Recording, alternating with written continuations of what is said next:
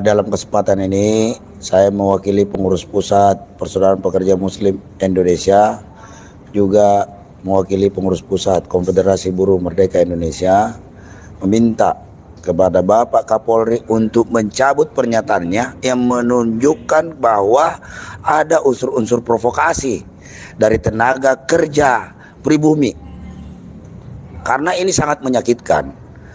Tidak ada unsur provokasi di situ.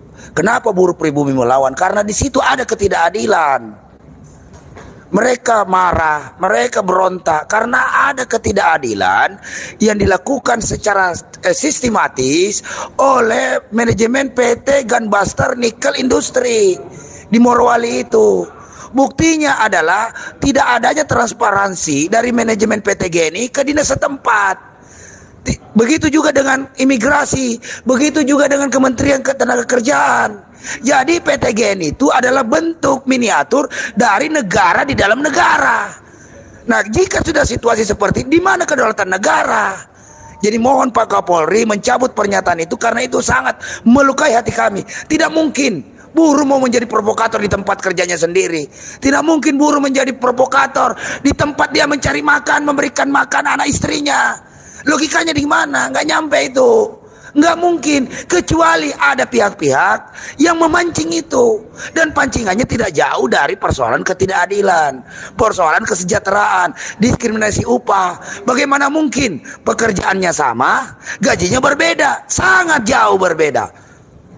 Pekerja kasar, tenaga kerja pribumi digaji paling tinggi UMR UMP 5 jutaan lah rata-rata. Sementara tenaga kerja asing dari Cina itu digaji 15 juta ke atas. Belum lagi fasilitas mes, fasilitas makanan, fasilitas dan lain sebagainya. Ini yang menciptakan kecemburuan sosial bagi tenaga kerja pribumi. Dan kami sebagai pribumi wajar saja melakukan pemberontakan, perlawanan. Kenapa? Ya tanah kami, tanah tumpah darah kami diolah. Kok kami hanya kebagian getahnya doang? Kok kami kebagian sialnya doang? Untungnya lu bawa semua ke sono. Bagi-bagi dengan kekuasaan hari ini. Bagi-bagi dengan penguasa hari ini. Bagi-bagi dengan rejim yang berkuasa hari ini. Yang melindungi. Perintah Pak Jokowi mengatakan usut tuntas. Artinya usut tuntas dalam hal ini adalah usut juga pengusahanya. Persoalan ini dimulai dari sebuah kekecewaan buruh dari persoalan masalah keamanan bekerja. Di mana di situ pengamanan, alat pengamanan K3-nya itu tidak lengkap. Ya kan, sistem K3-nya juga tidak sempurna. Sementara kementerian membiarkan. Ya kan, ada dugaan laporan dari serikat pekerja, semuanya tidak diproses. Nah, kementerian kemana? Menurut informasi bahwa ini semua bermuara ke Kemenko Info, Luhut Binsar Panjaitan, karena dialah yang meresmikan pabrik ini. Jangan mentang-mentang diresmikan oleh Menko mau seenaknya saja. Bahkan kalau perlu periksa juga Pak Luhutnya. Kali aja ada sangkut pautnya di sini. Ini bukan persoalan kaum buruh menolak investasi, bukan, sama sekali bukan. Kami berterima kasih kalau ada investasi yang masuk ke Indonesia. Namun investasi itu bukan lantas menjual, menggadai hak-hak rakyat Indonesia. Bukan lantas menjual bangsa ini untuk kepentingan bangsa lain. Ya kan, perusahaan itu setelah selesai menguras nikel kita cuma kebagian kerusakan lingkungannya. Yang benerin rakyat Indonesia. Pajak kami juga, pajak kami udah upahnya dipajakin, pesangonnya dipajakin, THR-nya dipajakin, semuanya dipajakin untuk membiayai pemerintah ini, pejabat-pejabat negara ini, melindungi kaum buruh. Ini malah sekarang menuding buruh sebagai provokator. Ini yang sangat sulit diterima oleh kawan-kawan aktivis buruh hari ini. Ingat loh, itu ada nyawa ini, nyawa taruhannya. Di sana dapat informasi bahwa 3 yang meninggal. Preskon dari Pak Kapolri hanya 2 yang meninggal, 1 TKA, 1 TKI. Belum lagi tenaga kerja asing itu negaranya minta tanggung jawab. Perdana Menteri Cina Xi Jinping sudah meminta keterangan terkait masalah itu. Nah, siapa yang memprovokasi ini adalah orang-orang yang membekali senjata bagi TK Cina sendiri yang di sana. Buktinya mereka bawa senjata, pipa besi. Ya kan?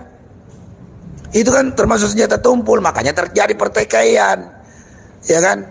Nah, inilah, tolonglah, ini menjadi pelajaran kita bersama kawan-kawan sudah mengorbankan darah, nyawa dan air mata hanya untuk dapat merebut hak-haknya, sudah dirampas oleh pengusaha dan negara hari ini yang tidak berpihak kepada kaum buruh, pemirsa. Dan dalam kesempatan ini kita juga mengutuk keras atas tindakan manajemen PT GNI yang anti serikat pekerja. Ada yang berserikat pekerja, mereka lantas di PHK, dan semua dinas terkait hanya berdiam diri. Itu kan pidana, ya kan? Pengawas kemana? Polisi kemana? Ya kan? Lihat tiba-tiba ujuk-ujuk ada yang kerusuhan begini, pekerja lah yang dituduh menjadi provokator. Bukannya kebijakan. Akibat kebijakan ini rakyat marah. Kebijakan-kebijakan baik yang dikeluarkan regulasi oleh pemerintah maupun yang dilaksanakan oleh PT GNI ini memicu kemarahan pekerja buruh di sana. Ya wajar, mereka capek banting tulang, peras keringat, dibayar tidak sepadan. Satu dibayar 5 juta, satu dibayar 15 juta. Ya ngamuk, Pak. Kalau mau adil 15 juta semua, gitu loh. Jangan tenaga kerja asal Cina gajinya standar internasional, kami tenaga kerja pribumi standar UMP UMK. Yang marah kita kalau begini caranya, ya kan? Jadi untuk itu saya minta kepada Presiden Jokowi, Menko Polhukam, Menko Invest, Menaker, Menko Perekonomian, Kapolri, Panglima TNI, tolong bijak menyikapi persoalan ini. Rakyat kita nggak bodoh, buruh nggak bodoh. Nggak mungkin buruh tiba-tiba ujuk-ujuk langsung marah. Tidak mungkin. Pasti ada sebab musabab. Pasti ada penyebab yang selama ini menggunung, berakumulasi menjadi satu titik perlawanan. Ya akhirnya terciptalah kerusuhan di Morowali ini. Nah, harusnya semua pihak sadar diri dan PT manajemen PT GNI itu harus ditindak tegas. Ya kan, pulangkan, tangkap, pulangkan. Karena gara-gara dia itu yang menciptakan kejadian seperti ini. Dari dalam hal ini, kami atas nama organisasi menyatakan satu, mengutuk keras kejadian ini, mengecam keras kejadian ini. Kedua, minta kepada Kapolri untuk mencabut statementnya yang menyatakan di situ ada provokator. Yang ketiga adalah minta kepada Menaker, Menko Invest, Menko Perekonomian, Menko Polhukam turun usut ini persoalan sampai tuntas. Yang keempat, Pak Jokowi, itu perpunya dicabut aja. Ini gara-gara perpu, gara-gara Omnibus Law Bapak yang membuat investor asing ini sewenang-wenang, sekarang dewe. Bapak, ya kan? Ini yang harus Bapak, ini kebijakan Bapak inilah yang memicu pertarungan antara pengusaha dengan buruh, sementara pemerintah cuek bebek. Ini akhirnya kita yang berantem, pengusaha dengan yang harusnya membina hubungan industrial tidak mampu membina hubungan industrial karena pengusaha berlindung di balik regulasi dan pejabat-pejabat yang korup. Nah, maka dari itu kita minta Presiden Jokowi untuk segera cabut itu perpunya, ya kan? Udah nggak berlaku karena Undang-Undang 13. Dan kalau Pak Jokowi tidak mampu menyelesaikan persoalan lebih baik, Pak Jokowi mundur aja sebagai Presiden Republik Indonesia. Udah capek kita, Pak. Persoalan begini bertubi-tubi. Kaum buruh ini bertubi-tubi, kebijakan Bapak menghantam kami. Malah minta 3 periode. Memangnya ganti SIM? Enak aja. Ya minta perpanjangan masa jabatan presiden, memangnya ganti SIM? Ini bukan, ini pejabat negara, pejabat kepala negara, kepala pemerintahan. Sekali lagi, kalau Pak Jokowi tidak mau mendengarkan apa yang menjadi aspirasi kaum buruh, Pak Jokowi mundur saja dari jabatannya selaku Presiden Republik Indonesia. Biar buruh yang jadi presiden. Hidup buruh! Hidup buruh! Hidup buruh yang melawan!